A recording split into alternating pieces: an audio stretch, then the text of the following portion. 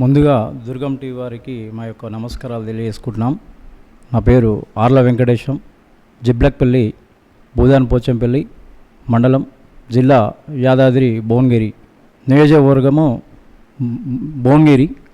మా ఎమ్మెల్యే గారు కుంభం అనిల్ కుమార్ రెడ్డి గారు. నేను 2001 నుంచి తెలంగాణ ఉద్యమంలో మొదటి నుంచి రాష్ట్రంలో మన కేసీఆర్ గారు పార్టీ ఏర్పడిన నాటి నుంచి మేము టీఆర్ఎస్ పార్టీల నుంచి మా ఉద్యమంలో చేరి ఆ రోజు నుంచి మేము కూడా యువతగా ఉన్నప్పుడు మొదటి నుంచి పార్టీలో ఉన్నాం. మేము 2001 నుంచి కూడా మా జిబ్లక్పల్లిలో ఎప్పుడు మనం పార్టీ నుంచి మేమే విజయం సాధించినాం. నేను 2013లో రిజర్వ్డ్ బీసీ జనరల్ రావడంతో మేము గ్రామ ప్రజలందరూ నాకు సహకరించి నన్ను వ్యక్తిగా మంచితనం చూసి మమ్మల్ని సర్పంచ్గా ఏకగ్రంగా ఎన్నుకోవడం జరిగింది. మేము అనేక రకాలుగా ఉన్నటువంటి అభివృద్ధి కార్యక్రమంలో పాల్గొని సంక్షేమ కార్యక్రమాలు చేసి 2014లో రాష్ట్రం ఏర్పడిన నాటి నుండి అభివృద్ధి దశలోకి మా భువనగిరి తెలంగాణ రాష్ట్రం ఏర్పడినటువంటి తొలి ఎమ్మెల్యే పైల శేఖర్ రెడ్డి గారి ఆధ్వర్యంలో మా గ్రామంలో అభివృద్ధి ముందంజలో నుంచి తీసుకుపోయినాం. తెలంగాణ రాష్ట్రం ఏర్పడక ముందు గ్రామ అభివృద్ధి పాలనలో అస్తవ్యస్తంగా గ్రామము వీధి రోడ్లలో సీసీ రోడ్లు లేకపోవడం, డ్రైనేజీ లేకపోవడం, మరి కొంచెం తక్కువగా అభివృద్ధి జరిగినది. మరి పైల శేఖర్ రెడ్డి గారు ఎమ్మెల్యేగా వచ్చిన నాటి నుండి రాష్ట్ర ప్రభుత్వం కూడా నిధులు అధికంగా ఇచ్చి మాకు గతంలో 200 మీటర్ల సీసీ రోడ్ ఉంటే 2014 నుండి 18 వరకు మేము 75-80% అండర్ గ్రౌండ్ డ్రైనేజీలు, సీసీ రోడ్లు పూర్తి చేసుకున్నాం. మరి గ్రామ పంచాయతీ భవనం కట్టుకున్నాం, ఇంకా కమ్యూనిటీ హాల్ కట్టుకున్నాం. మరి అన్ని రకాలుగా అభివృద్ధి చేసి అంగన్వాడీ బిల్డింగులు కట్టుకున్నాం. ప్రజలకు దగ్గరలో మా ప్రభుత్వం, మా ఎమ్మెల్యే గారు సేవను తీసుకొచ్చి ప్రజలలో భువనగిరి నియోజకవర్గాన్ని ఎంతో అభివృద్ధి చేసిండు. దానిలో భాగంగా మా గ్రామాన్ని కూడా అభివృద్ధి చేసి స్వచ్ఛందంగా కూడా ఆయన సొంత నిధులతో సీసీ రోడ్లకు నిధులు వేసి, ఇంకా ప్రభుత్వ నిధులు కాకుండా సీసీ రోడ్లు కూడా మా గ్రామానికి వేయడం జరిగింది. మేము ప్రతి ఒక్కరికి గ్రామంలో అందరికీ ఏ విధంగా ప్రజలకు ఎల్లవేళలా ముందు అందుబాటులో ఉండి వారికి ఏ ఆపదలో ఉన్నా కానీ వారికి వెంటనే మేము ముందు స్పందించి గ్రామంలో ఉన్నటువంటి వారికి మమ్మల్ని ఎక్కువ గ్రామ ప్రజలు సీసీ రోడ్లను కోరుకోవడం జరిగింది. ఎక్కడైనా వర్షాకాలం వస్తే చాలా ఇబ్బందిగా ఉండేది, గ్రామాలలో మురికి దోమలకు ఇబ్బంది అవుతుందని కోరుకుంటే మేము మా యొక్క మండల నాయకుల ద్వారా ఎమ్మెల్యే గారిని కోరుకుంటూ రోడ్లన్నీ పూర్తి చేసే దిశలో భాగంగా మేము అన్నీ చేసినాం సార్. రోడ్లన్నీ పూర్తి చేయడానికి ప్రయత్నం చేసినాం. 75-80% రోడ్లు చేసినాం. ఇప్పుడు గ్రామ పంచాయతీ భవనము శిథిలావస్థలో ఉంటే దాన్ని కూడా నూతన భవనంగా చేసుకొని వీలుగా గ్రామ సభలు పెట్టుకోవడానికి ఒక భవనం ఏర్పాటు చేసినాం మంచిగా. ఇంకా అంగన్వాడీ బిల్డింగ్ కట్టించినాం, ఒకటి ఎస్సీ కమ్యూనిటీ హాల్ కట్టించినాం.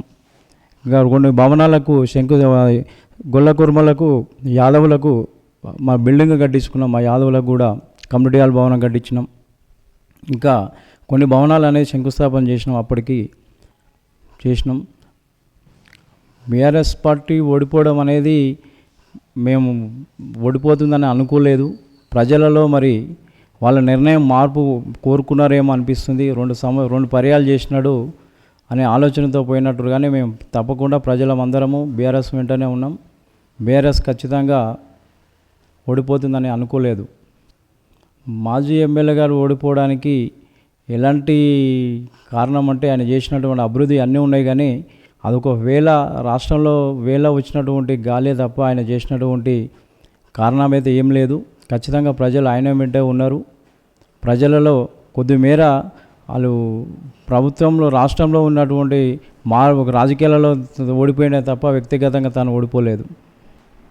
చాలా వ్యక్తిగతంగా ఆపదలో ఉన్న వారికి ఆదుకున్నాడు. మా దగ్గర సీసీ రోడ్లు ఆయన సొంతంగా 20 నుంచి 25 లక్షల వరకు పెట్టి మా గ్రామంలో రోడ్లు వేయడం జరిగింది.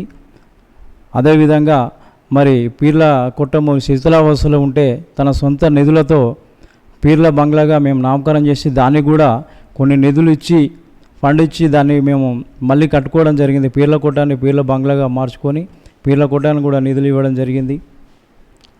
ప్రభుత్వం 6 గ్యారెంటీలలో అమల్లో ఇంకా విఫలం ఇంకా సత్ఫలితం అయితే కాలేదు. కొన్ని గ్యారెంటీలు ఇస్తున్నప్పటికీ కూడా అది పూర్తిగా ఇచ్చినప్పుడు ఆ పథకాలే కాకుండా ఇంకా ప్రజలకు మౌలిక వసతులు అనేది పూర్తిగా చేసినప్పుడే నెరవేర్స్తేనే ప్రజలకు న్యాయం జరుగుతుంది. ఓన్లీ 6 పథకాల మీదనే కాకుండా ఫోకసు వివిధ రకాలలో ప్రజలకు కావాల్సిన మౌలిక వసతులు చేయాలని మేము కోరుకుంటున్నాం.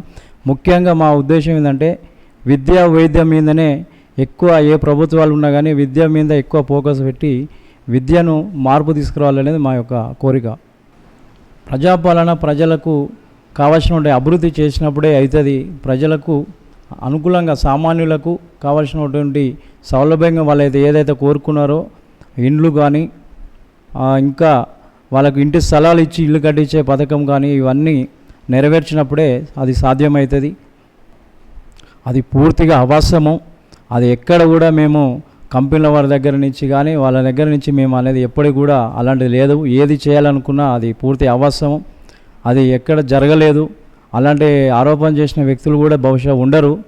మేము పోరాడడం నిరంతరం కాలుష్యం మీద పోరాడడం ప్రభుత్వం మాయ ఉన్నప్పటికీ కూడా స్థానికంగా వాళ్ళు చేస్తున్నటువంటి విషపూరిత వెదజాలాలను వాయుపూర్వకంగా గాలి రూపకంగా కానీ నీరు రూపకంగా కానీ వెళుతున్నప్పుడు మేము చాలామంది గ్రామస్తులందరం పోరాటం చేసినాం తప్ప ఇక్కడ స్థానికులకు ముడుపులు ఇస్తున్నారన్నమాట పూర్తి అవాస్తవం. అది 100% తీసుకోలేదు. మాకు ఎలాంటి సంబంధం లేదు దానికి.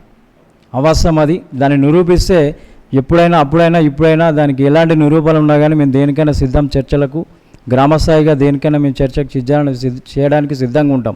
గ్రామ అభివృద్ధి లక్ష్యంగా ముందుకు పోయినాం. గ్రామాలకు అరికట్టడానికి మూసి వాటర్ని కానీ అది కలుషితమైనటువంటి వాతావరణం రాకుండా ప్రజలను వెంట వేసుకొని మేము మరో ఉద్యమం చేయడానికైనా ఎప్పుడైనా అప్పట్లో కూడా మేము సర్పంచ్గా ఉన్నప్పుడు ఇప్పుడైనా మేము ముందుంటామని కోరుకుంటున్నాం. ముడుపులు అనేది అవాస్తవం. దానికి ఏ చర్చకైనా సిద్ధం. మేము రుణమాఫీ అందరికీ కాలేదు. నిజంగా అయితే సామాన్యులకు రైతులకు అందరికీ కాలేదు రుణమాఫీ. అర్హతలు ఉన్నా కానీ కాలేదు. అది బ్యాంకర్లలో నాకు తెలిసి బ్యాంకర్లకు ప్రభుత్వానికి నివేదికలు బ్యాంకర్లు ఇవ్వడంలో లోపంతో కాలేదా? రైతులైతే నిజంగా నిరాశపడుతున్నారు. సరే, ఒక రైతుగా కొంతమంది అయినందుకు కొంతమంది అయిన వాళ్ళు ఊరటగా ఆనందిస్తున్నప్పటికీ కూడా కాని వాళ్ళు మాత్రం చాలా బాధగా ఉన్నారు. ఆ కాని వాళ్ళకు కూడా ప్రభుత్వం అందరినీ కూడా బ్యాంకర్ల ద్వారా వారి యొక్క నివేదికలు తీసుకొని తప్పకుండా అందరికీ చేయాలని మేము కోరుకుంటున్నాం. అర్హులే వాళ్ళు, కాని వాళ్ళందరూ కూడా అర్హులు కాని వాళ్ళు కాదు.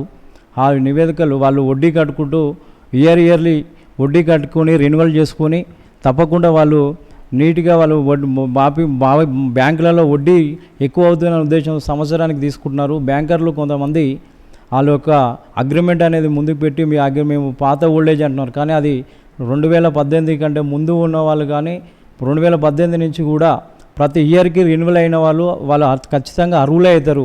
మరి ప్రభుత్వం ఇవ్వలేకనా, బ్యాంకర్లు నివేదికలు సరిగా ఇవ్వలేకనా తీవ్రంగా నష్టపోయేది మాత్రం రైతులే. వాళ్ళిద్దరి మధ్యలోనే ఉన్నది. ఖచ్చితంగా రైతులకు ఇవ్వాలని కోరుకుంటున్నాం. ఇస్తే ఎవరైనా రైతుగా ఒక రైతు బిడ్డగా అందరూ ఆనందపడతారు కానీ అని మేము కోరుకుంటున్నాం, ఇవ్వాలని కోరుకుంటున్నాం. స్పెషల్ ఆఫీసర్ పాలనలో ఇప్పుడు సర్పంచ్ దిగినప్పటి నుంచి కూడా నిధులు లేక ఇప్పుడు విధులు నిర్వహిస్తున్నటువంటి అధికారులకు కూడా కొంచెం అస్తవ్యస్తంగానే ఉన్నది. వీధి దీపాలు వేసుకోవడం కానీ ఇంకా మెయింటెనెన్స్ విషయాలలో కొంచెం ఇబ్బందిగా ఉంటుంది. కాబట్టి ఆ పాలనలలో నిధులు లేనప్పుడు ఎవరం కూడా విధులలో ఇబ్బందికరంగా ఉంటుంది. కాబట్టి చాలా బాధాకరంగానే నడుస్తుంటుంది. రాత్రిపూట వీధి లైట్లు కూడా లేక కొంతమంది చాలా కాలనీలలో ఇబ్బంది పడుతున్నమాట వాస్తవమే. అది ఇప్పటివరకైతే అలాంటి ఆలోచన లేదు, ఎప్పుడు కూడా ఉండదు. మేము బీఆర్ఎస్ పార్టీలోనే ఉంటున్నాం, కొనసాగుతాం. అందులోనే ఆలోచన ఏం లేదు. ఇప్పుడు భవిష్యత్తులో కూడా ఏముండదు. మేము ఉద్యమ నాయకులం, ఉద్యమంలోనే పనిచేసిన వాళ్ళం. బీఆర్ఎస్ పార్టీ నుంచే ఉంటాం, బీఆర్ఎస్ పార్టీ నుంచే పోటీ చేస్తాం అవసరం అనుకుంటే. ఇప్పుడు గతంలో కేంద్ర ప్రభుత్వం కొన్ని ఇప్పుడు టాయిలెట్ స్వచ్ఛ భారత్ కింద కొన్ని నిధులు ఇచ్చింది మాకు. గతంలో మేము ఉన్నప్పుడు మంచిగా అవి టాయిలెట్స్ లేని వారికి మొత్తం నిధులు ఇచ్చి చేస్తే దాంట్లో మా విలేజ్లో 100కు పైగా టాయిలెట్లు లేని మేము గుర్తించిన ప్రజలలో ఉన్నదాన్ని. దాని ద్వారా కేంద్ర ప్రభుత్వం ద్వారా నిధులు తీసుకొని రాష్ట్ర ప్రభుత్వం మా అధికారులు మండల అధికారులు అందరూ సహకరించి గతంలో మేము స్వచ్ఛ భారత్ కింద టాయిలెట్లు అన్నీ కట్టించుకొని సంపూర్ణంగా ప్రజలకు వసతులు కల్పించినాం. ఇప్పుడు మన తెలంగాణ రాష్ట్రంకి అయితే ఎలాంటి ఉపయోగం అయితే జరుగుతలేదు. అది గారెడల ఉపయోగమే పడుతుంది, ఎక్కువ ఉపయోగం అయితే ఏం కనబడతలేదు. పెద్దలు చెప్పారు, చాలామంది విశ్లేషకులకు మాట్లాడుతుంటే మేము చూసినాం. అది అంతగా ఉపయోగకరము లేదు. ప్రజలందరికీ ఆ బడ్జెట్ రూపకంగా మళ్ళా గ్రామాలలోకి వచ్చి అభివృద్ధి జరిగినప్పుడే సంతోషపడతాం. మా ప్రభుత్వం పైన కూడా మేము ఖచ్చితంగా కూడా మా ద్వారా అందరి ద్వారా కూడా మేము సభలలో కూడా చెప్పినాం, అది చేయమని చెప్పినాం. దాన్ని చేసేంత ప్రయత్నం వాళ్ళు చేసినట్టుగానే పూర్తిగా వాస్తవానికి చేయమని అయితే మేము కోరుకున్నాం. దాన్ని అమలు చేయలేదు. మేము ఉన్నప్పుడు కూడా అందరం కూడా చెప్పినాం, చాలామంది కూడా దానిపైన చేస్తేనే. ఈరోజు రాష్ట్రంలో వైద్యం మీద విద్య మీదనే సామాన్యులందరికీ నష్టపోయేది. కుటుంబాలు విద్యను అందుకోలేకపోతున్నారు.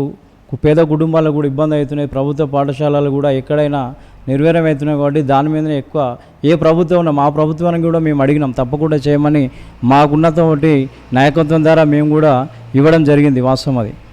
మేము ఇప్పుడు ఉన్న రిజర్వ్ విషయంలో మా ప్రభుత్వం గతంలో 10 సంవత్సరాలు కాలం అనేది నిర్ణయించింది. దాంట్లో మాకు ఎస్సీ రిజర్వ్డ్ జనరల్గా ఉన్నది కాబట్టి రిజర్వేషన్ అయితే అదే ఉంటుందని మేము అనుకుంటున్నాం, భావిస్తున్నాం.